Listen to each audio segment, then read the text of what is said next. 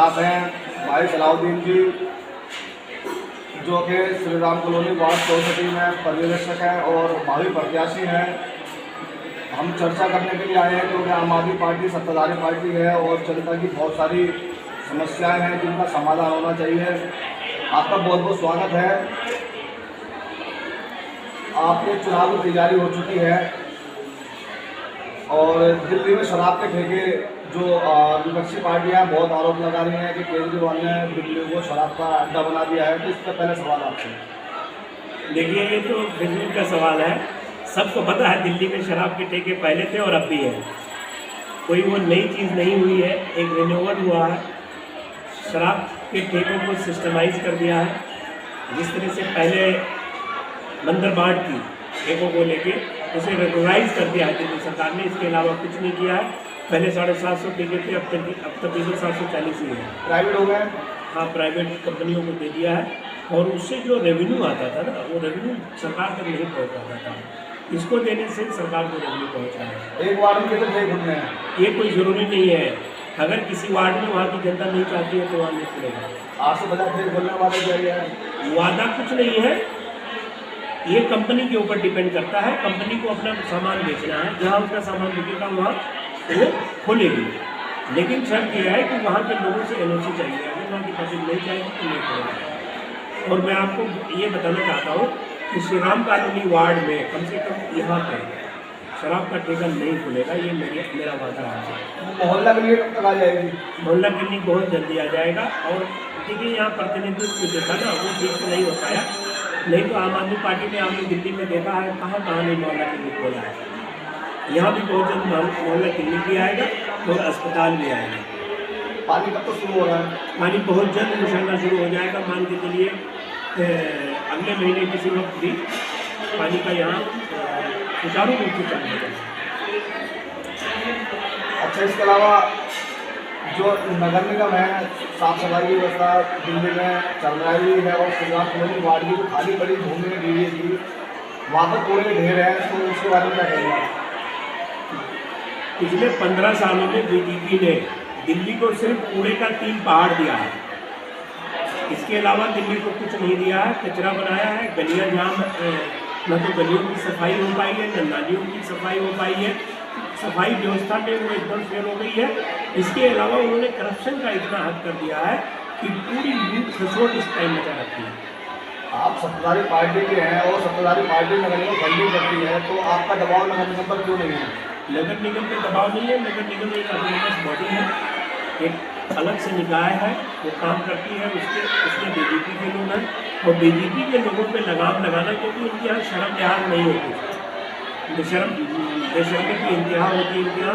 ये ना तो पब्लिक का दबाव सुनते हैं, ना पब्लिक जो रिप्रेजेंटेटिव है उनका दबाव मानते हैं। ये मनमानी करते हैं।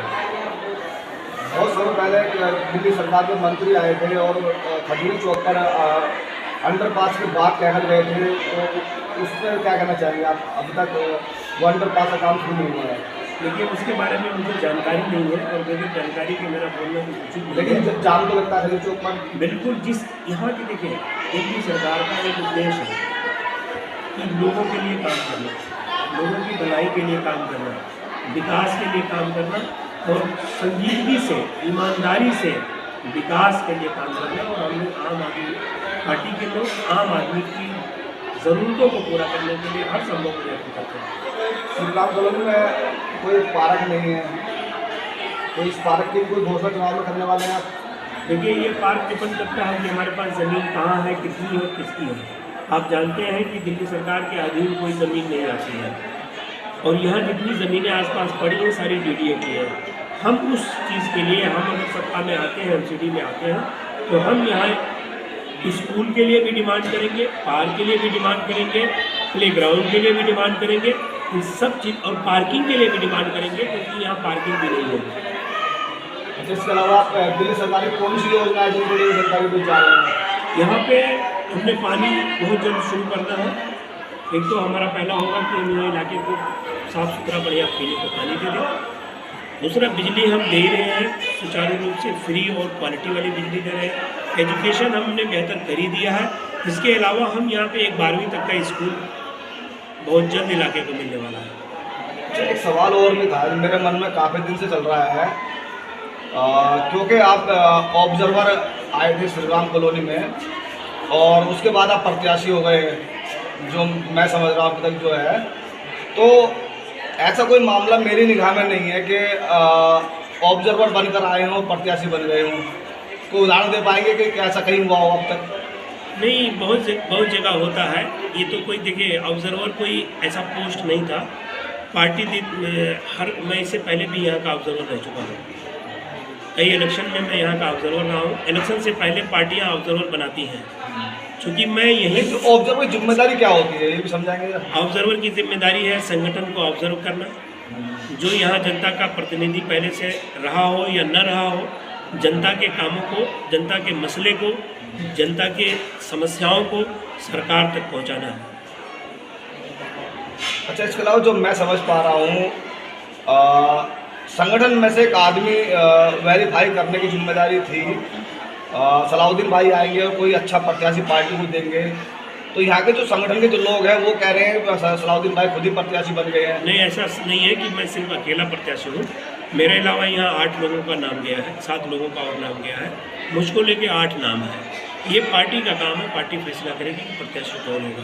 मैंने सबसे पहले उन लोगों का नाम लिखा है और अब सबसे नीचे मैंने अपना नाम भी लिख दिया कि साहब मैं भी प्रत्याशी के तौर पे मैं भी टिकट मांग रहा हूँ। पार्टी को लगेगा कि मैं ठीक हूँ, मुनासिब हूँ, इलाके के लिए ठीक काम कर सकता हूँ। पार्टी मेरे नाम पे भी गौर करे, अगर गौर करेगी तो अच्छा है, नहीं गौर करेगी तो भी अच्छा है। अच्छा, लोग भारी का टैग लगा रहे हैं, इस पर क्या आप कहेंगे? देखिए, सोनिया विहार का एक हिस्सा इसी इलाके में आता है।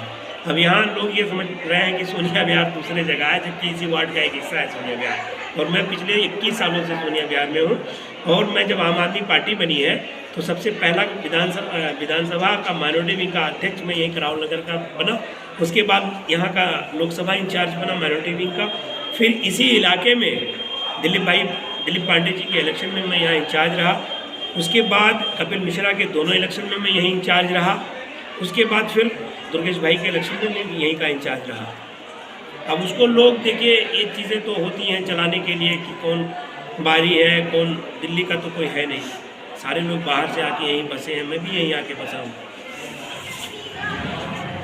बहुत बहुत धन्यवाद आपका, आपने बड़ी बेबाकी से सवालों का जवाब दिया। धन्यवाद। बहुत बहुत शुक्रिया आपका।